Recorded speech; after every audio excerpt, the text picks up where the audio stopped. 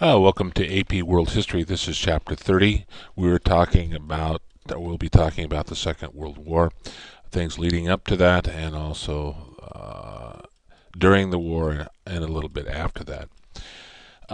Certainly, this was a global conflict involving countries in Asia and also in Europe and parts of North Africa. Early on, the Japanese see themselves as liberators of nations subjected to imperialism. Um, Although they have their own imperialistic aims, they want to create an empire of their own and force out the Europeans. Anyone who disagrees with them is crushed brutally, tortured, imprisoned, whatever it takes to maintain control over the people that they dominate. Sukarno is a leader in Indonesia. Indonesia becomes a very important country in Asia simply because of its oil resources. Sukarno is a leader who is fighting not only the Europeans but also later the Japanese. And World War II becomes even larger than the conflict during World War One. The Japanese will gradually shift towards militarization. That is, everything seems to be geared towards the military conquest, subduing people in Asia. In China, China will be the country that takes the brunt of Japanese aggression. Guomindang, or the nationalists, are going to be opposed to the Japanese during this time. The communists under Mao Zedong will join with the nationalists led by Chiang Kai-shek to try to expel the Japanese. In Europe, the country that emerges, Germany, the Weimar Republic, Weimar Republic, that comes under a lot of attack after World War One, mainly because of the economic problems they face and political problems. They are seen as the guilty party from World War One. They lack full support of the German people, even though this is a republic form of government. They are going to come under the spell of Adolf Hitler, who will come to power in the late 1920s, early 1930s, and he will become Chancellor of Germany. He will promise the German people stability, economic freedom, and confidence. And as soon as he becomes Chancellor, those are the things that happen. He will systematically dismantle the Treaty of Versailles, which he feels is unjust.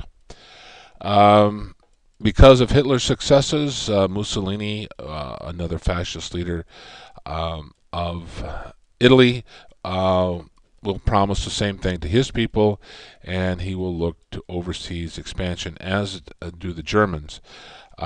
He will invade Ethiopia and take that on as a colony. Hitler and Mussolini will both intervene their countries to help Franco in the Spanish Civil War because they were looking for another fascist regime that could be their ally.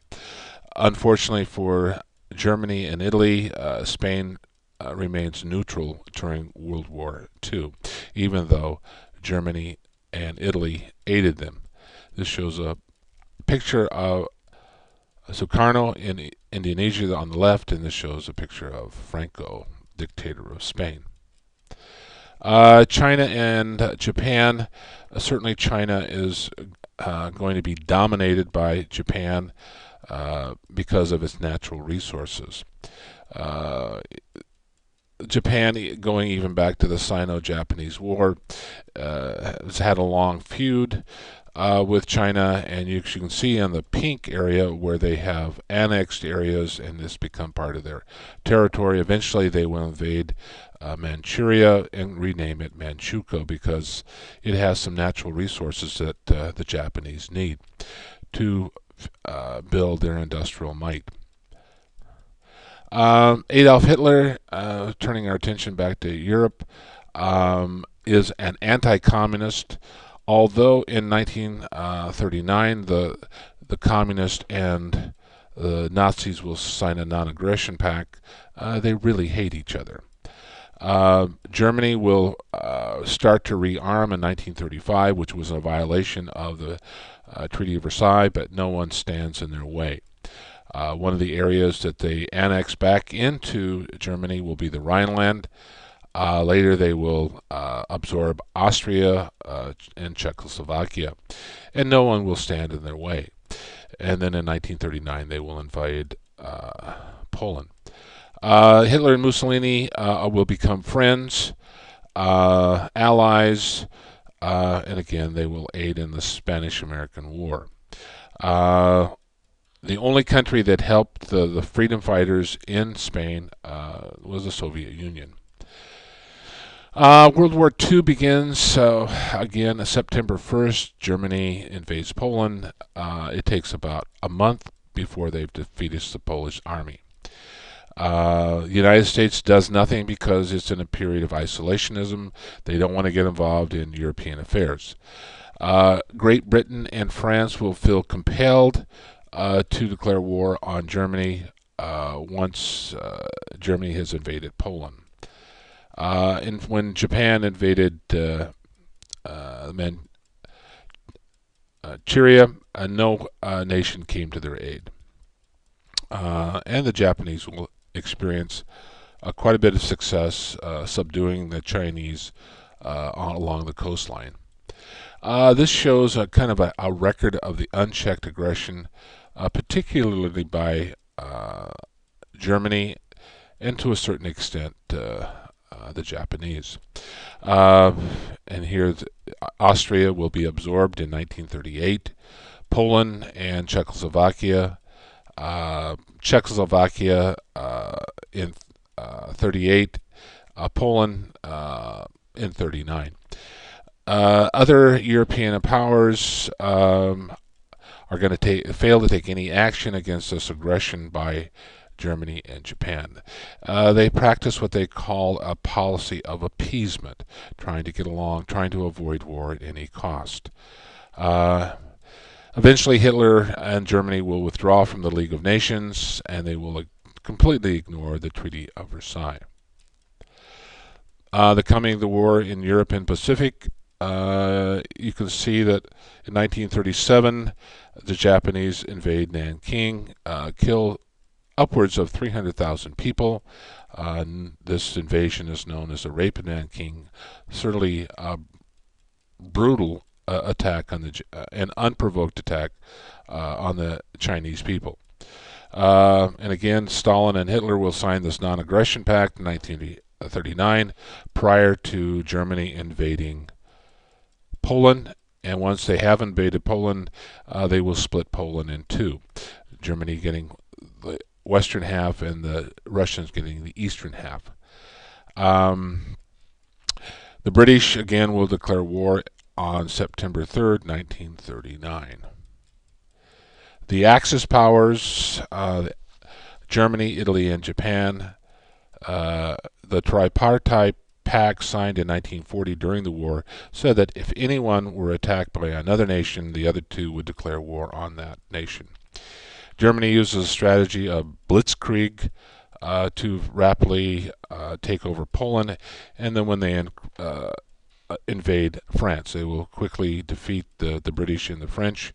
The French government will fall in a matter of months. The British will evacuate their troops at Dunkirk, and then we will have the Battle of the English Channel, the battle over Britain, and the British will prevail. But France will be divided into two parts after they fall to Germany. The Vichy government in the south, which is loyal to Germany, and Germany will occupy the north around Paris and Normandy and so forth, Calais. 1940, the Germans will invade Norway and Denmark and occupy those countries. At one time during the war, Great Britain was the only nation that stood against the Nazis. This shows the attack in September 1st, 1939, of Poland. These are the German troops marching into Warsaw, which is the capital of Poland. The European theater of operation, as you can see, the brown represents the furthest extent of the German and Italian expansion. And then they will, and you can see the green will represent the Allies. France is knocked out of the war early on. The light blue represents countries that are simply neutral. They don't want to get involved. This is Dunkirk. This was on June 4th, 1940. Hundreds of thousands of British and French troops and Polish troops will be evacuated. This is a huge defeat for the Allies. France will surrender in June 1940. This man is not crying on the left because he's sad that his country is being taken over. Apparently he was crying in joy that the Nazis have occupied his country. This is Hitler on the left and his generals and advisors visiting Paris. Actually forced the French government to sign in the same railroad car that Germany was forced to sign the armistice at in World War I. And we're going to stop here. And here you can see the Vichy government in the south.